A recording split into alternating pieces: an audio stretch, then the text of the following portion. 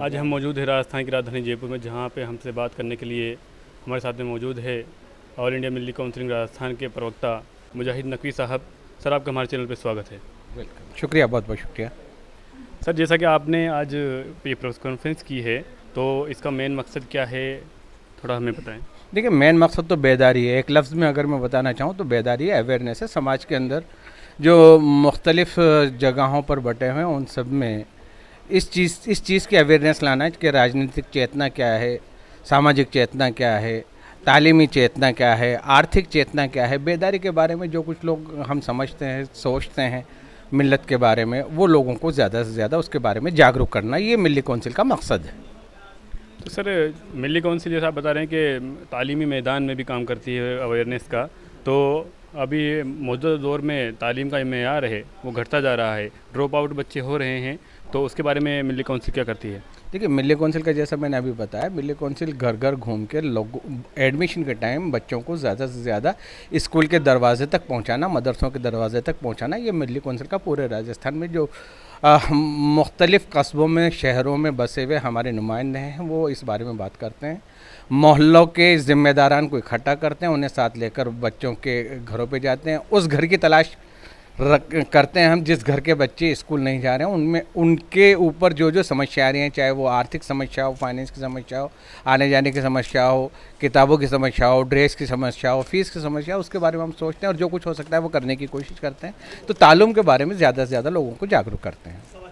तो सर, जैसा कि आप बता रहे हैं कि रोज़गार के ताल्लुक से भी आपका काम रहता है, तो वो क्या है, इसके बारे में क्या करते हैं? देखिए, रोज़गार के बारे में जैसा अभी लतीफ़ साहब ने बताया, हम लोग रोज़गार मेला जो लगता है, जैसे अभी मुस्लिम स्कूल में जयपुर में लगा, वहाँ पर हमने सहयोग किया। हमने हमारे रोज़गार के ताल्लुकात से मुस्लिम मुसाफिर खाने में भी कैंप लगाए, वहाँ कई लोगों के बारे में दस्तावेज़ भी लिए और जहाँ जहाँ वैकेंसी आती वहाँ पर हमने भेजे। कोशिश भी की लोगों के बारे में, तरबियत भी की, समझाया भी, उनकी जो ट्रेनिंग होनी चाहिए रोज़गार पे जाने से पहले या इंटरव्यू पे जाने से पहले, उसकी भी हम कोशिश कर रहे हैं और इसके बारे में भी हम लोगों को जागरूक करने का काम करते हैं। देखिए, मिलिट्री काउंसिल का जो बुनियादी काम है वो बुनियादी काम है लोगों को अवेयरनेस करना, अवेयर करना, जागरूक करना, उन लोगों में बेदारी पैदा करना, उन लोगों को समझाना। तो सर, मुस्लिम वोट जैसा कि ज़्यादातर ऐसे माहौल बना हुआ है, ऐसे देखने में आता है कि कांग्रेस को जाता है, लेकिन राजस्थान में कांग्रेस की सरकार है और अभी यहाँ पे जो हॉस्टल की ज़मीन अलॉट हुई थी अल्पसंख्यक के लिए, तो वो फिर दोबारा से रद्द हो गई, तो उसके बारे में क्या कहना चाहेंगे आप? देखिए, मिलिट्री काउंसिल कोई एसपी, कलेक्टर या कोई मिनिस्टर तो है नहीं। मिलिट्री काउंसिल जागरूक का काम करती है।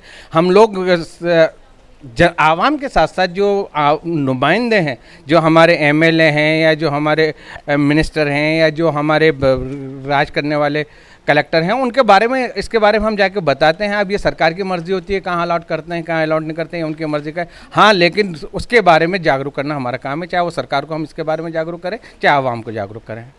सर जी, एक बात है कि एक मतलब समाज में एक तरह से धारणा बनी हुई है कि ये जो भी अवेयरनेस के प्रोग्राम्स होते हैं या फिर जो भी होते हैं, तो एक तरह से कागज़ी कार्रवाई के तौर पे ज़्यादा होते हैं, उसके बारे में क्या कहना चाहेंगे? मतलब समाज में एक तरह से धारणा बनी हुई है। देखिए, कागज़ी कार्रवाई वो तो सही है क्योंकि एक सिस्टम है, लेकिन उसका फॉलोअप करना, दैट इज़ इम्पोर्टेंट। जो भी कागज़ सरकार को दिया है उसको फॉलो करना, ये भी एक आवाम की जिम्मेदारी है और वो भी हम करते हैं। क्योंकि कल एक प्रोग्राम होने वाला है, आप वहाँ तशरीफ़ लाएँ और वहाँ डिटेल प्रोग्राम, सारी चीज़ें आपको बताई जाएगी।